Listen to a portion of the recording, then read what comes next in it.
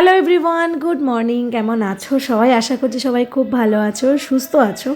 সকাল সকাল 2 cup coffee নিয়ে তোমাদের সঙ্গে ভিডিওটা শুরু করছি। তার কারণ এই যে আজ তো শনিবার আর এই বাড়িতে আছে। তোমরা তো জানোই শনিবারটা আমাদের ছুটির দিন হয়, মানে আমরা এটাকে ছুটির দিন হিসেবে নিয়ে নিয়েছি, যেহেতু হাজব্যান্ডের কাজের প্রেশারটা খুব কম থাকে, একদম থাকে না বললেই চলে। তো সেই জন্য যাই হোক, ঘুম থেকে উঠে বাসি বিছানায় এই 1 কাপ করে কফি, সেটা আমার শনিবার সকালেই মানে আমার ভাগ্যে জোটে। তো এখানে দুজন মিলে কফি খাচ্ছি। আর এই যে এই বিস্কিটটা আজকে নিয়ে এসেছে, নতুন, সকালবেলায় নিয়ে এলো। এটা আসলে আমরা ওই যখন কলকাতা গেলাম না তখন হাজব্যান্ড খেয়েছিল, ওর খুব ভালো লেগেছিল, তাই নিয়ে এসেছে। চলো এবার তাড়াতাড়ি কফিটা খেয়ে নিই। কফি খেয়ে ওই 8:30 নাগাদ আমরা বেরিয়েছি, যাচ্ছি হচ্ছে রেশনের দোকানে। আসলে পাড়ায় পাড়ায় রেশন তো দেয়, এবার সেখানে না আমাদের রেশনটা ঠিক নেওয়া হয়ে ওঠে না, কবে কোথায় দেয় ঠিকঠাক খোঁজ খবরও পাই না, আর নেওয়াও হয় না। তো হাজব্যান্ডের তো প্রায় 2-3 মাস হয়ে গেল রেশনই তোলা হয় না। এবার কি হয়, পরপর 2-3 মাস রেশন না তুললে কিন্তু কার্ডগুলোকে ল্যাপস করে দেয়। তো সেই জন্য দুজন মিলেই আজকে গেছিলাম, গিয়ে রেশনটা নিয়ে এসেছি। রেশন নিয়ে আসার পরেই হাজব্যান্ডের ফোন এলো যে ওকে আরও যেতেই হবে। কী আর করা যাবে, মনটা একটু খারাপ হয়ে গেল। ভেবেছিলাম টুকটাক অনেক মানে ছোটো ছোটো কাজ আছে, যেমন থাকে আর কি সব বাড়িতে, তো সেই কাজগুলো করব, কিন্তু কিছু করার নেই, ওকে এখন বেরিয়ে যেতে হবে। তাই ওকে একটু চিড়ে দই গুড় একটু নুন দিয়ে মেখে দিলাম, এটাই খেয়ে যাবে। এই তো হচ্ছে ব্যবসায়ীদের জীবন। তোমার ছুটি বলে কোনো দিন থাকে না, যে দিনটা তুমি নিজে ছুটি নেবে সেটাই ছুটি। তো শনিবারটা ছুটি হিসেবে ধরে রাখলেও, যেহেতু সামনে পয়লা বৈশাখ, তো এখন শনিবারটাও নাকি সব শনিবার ছুটি করা যাবে না। ঠিক আছে, কোনো ব্যাপার না। তো তারপরে আমাদের ব্রেকফাস্টের পালা। ওইদিকে একটু খাতার অংশ দেখতে পাচ্ছ, মেয়েকে করাতে বসেছি হচ্ছে স্কুলের হোমওয়ার্কটা। তারপরে আমি, দাদা আর মেয়ে আমরা ব্রেকফাস্ট করেছি পরোটা দিয়ে। আর অনেকটা বেলা হয়ে গেছিলো, কারণ রেশন দোকান থেকে আসতে 2 ঘন্টা টাইম লেগে গেছিলো, সেই জন্য। তো তারপরে খাওয়া দাওয়া করে মেয়েকে খাতার কাজ করিয়ে বেশ কিছু জামা কাপড় কেচে নিয়েছি এখানে। তো চলো এইগুলোকে আগে ফটাফট মেলি। আর রোদে জানি না আমি কিভাবে তাকিয়েছি তোমাদের দিকে, তখন দেখতে পাচ্ছিলাম না, এখন দেখলাম আর কি। এই তো জামা কাপড় মেলা হয়ে গেছে, খুব সুন্দর রোদ আছে, সাথে হাওয়াও আছে, শুকিয়ে যাবে 2-3 ঘন্টার মধ্যেই। মেয়ের স্কুল ইউনিফর্মটাও কেচে দিয়েছি, তার কারণ কালকে কাচলেও হতো, কিন্তু কাল আমার আবার না সকাল সকাল লাইভ আছে, তো যদি সময়ের মধ্যে না করে উঠতে পারি, তো সেই জন্য ভাবলাম যে থাক আজকেই কেচে দিই, তারপরে হচ্ছে রান্নাবান্নাটা করব। জামা কাপড় মেলে ছাদে একটু দাঁড়িয়েছিলাম খানিকক্ষণ, তারপরে হচ্ছে নিচে নেমে এসে পুজো টুজো কমপ্লিট করে রান্না করছি। রান্নার আজকে বিশেষ কোনো ঝামেলা নেই, যে কারণে আরও জামা কাপড় কাচা, আরও টুকটাক কাজ, মেয়ের স্কুলে হোমওয়ার্ক সব করিয়ে দিয়েছি। কাল যেহেতু আমরা চিকেন খেয়েছিলাম, তার সাথে আরেকটা হেভি কিছু খেয়েছিলাম, তো সেই জন্য আজকে ভাবলাম হালকা পাতলাই রান্না করি। তো হালকা পাতলা রান্নার মধ্যে ছিল আলু, টমেটো, সজনে ডাঁটা, ফুলকপি সব কিছু দিয়ে বড়ি দিয়ে একটা রসা করেছিলাম। আর এদিকে তো ভাতটা বসিয়ে দিয়েছি। আর এইখানে এই বাটিটায় মা কাল দিয়ে গেছিলো হচ্ছে কুলের চাটনি।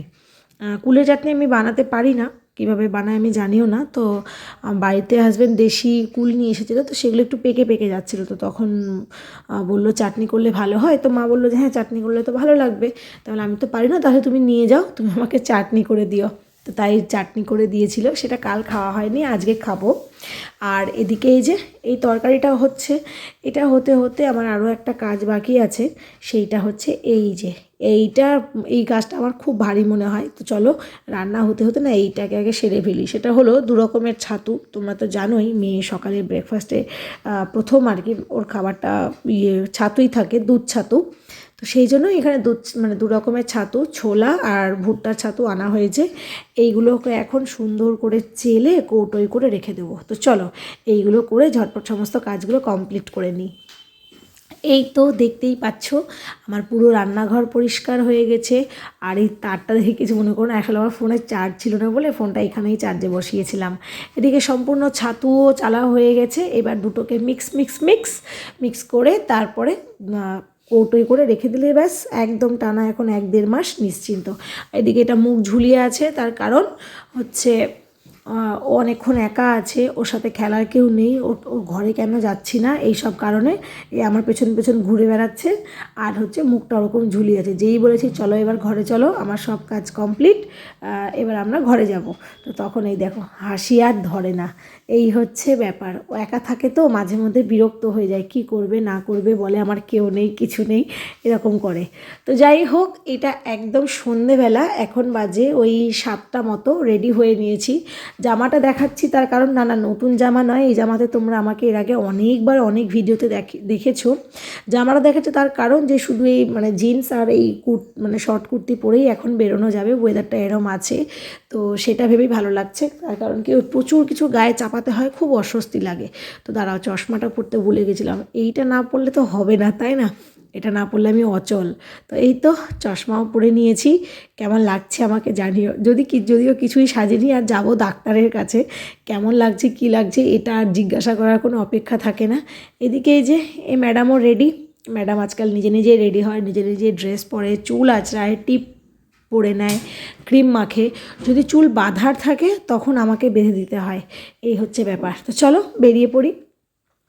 আমরা বাড়ি থেকে বেরিয়ে পড়েছিলাম, কিছুটা যাওয়ার মধ্যেই ফোন আসলো। ওই যে আসলে তোমাদেরকে এর আগে একটা ভিডিওতে বলেছিলাম না যে আমাদের আলমারির লকটা খারাপ হয়ে গেছে, তো সে দাদা ফোন করলো।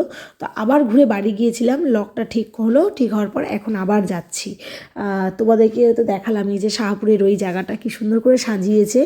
এখন আমরা প্রথমে যাব আমার রিপোর্টটা নিয়ে। তোমাদের যদি মনে থাকে যে পুরী যাওয়ার আগে আমি একটু গাইনোকোলজিস্টের কাছে গিয়েছিলাম, সেখানে আমার বেশ কিছু টেস্ট হয়েছিল, তো সেই রিপোর্টগুলো পেয়েছিলাম, তবে রিপোর্টগুলো দেখানো হয়েছিল না। পুরী যাওয়ার আগের দিন মানে সোমবারের দিন আমরা গিয়েছিলাম রিপোর্ট দেখাতে, কিন্তু এত ভিড় ছিল তো সেদিন আর দেখানো সম্ভব হয়ে ওঠেনি। আর বুঝতেই তো পারো একটা জায়গায় গেলে তার আগের দিন কত কাজ থাকে, তো সেই জন্য খুব বেশিক্ষণ সময়ও সেদিন আমরা দিইনি আর কি।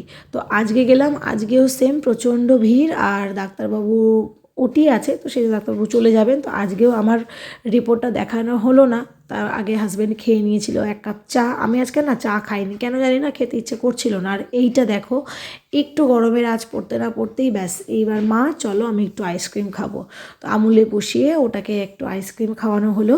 এবার আমরা বাড়ির দিকেই যাচ্ছি। তবে তার আগে এই যে তার আগের দিন যে মায়ের যে রিপোর্টগুলো করতে দেওয়া হয়েছিল সেইগুলো নেব, নিয়ে ডাক্তারবাবু থাকলে ডাক্তারবাবুকে দেখিয়ে দেবো। এইখানটায় অসুবিধা হয় না কেন বলো তো, একটু ফাঁকা ফাঁকা থাকে যেহেতু নতুন, আর দ্বিতীয়ত হাজব্যান্ডের বন্ধু তো, ও সমস্ত রকম হেল্প করে, মিথ্যে কথা বলে লাভ নেই। রিপোর্ট দেখানো হয়ে গেছে, এখন আমরা ফিরছি বাড়ি। আজকে আর বাইরে সেরকম কিছু খাওয়া দাওয়াও করিনি। তো চলো আমার রিপোর্টটা কবে দেখাচ্ছি সেটা আবার পরে তোমাদের সঙ্গে শেয়ার করব। এখন বাড়ি যাই, বাড়ি গিয়ে টুকটাক কিছু রান্নাবান্নাও করতে হবে, যেহেতু দুপুরে শুধু ওইটাই করেছিলাম। তো এই ভিডিওটাও এই পর্যন্তই রাখছি। তোমরা সবাই খুব ভালো থেকো, সুস্থ থেকো। ভিডিওটা কেমন লাগলো অবশ্যই কমেন্টে জানিও, ভালো লাগলে একটা লাইক করে দিও, আর আমার চ্যানেলে নতুন হলে প্লিজ আমার চ্যানেলটাকে একটু সাবস্ক্রাইব করে দিও।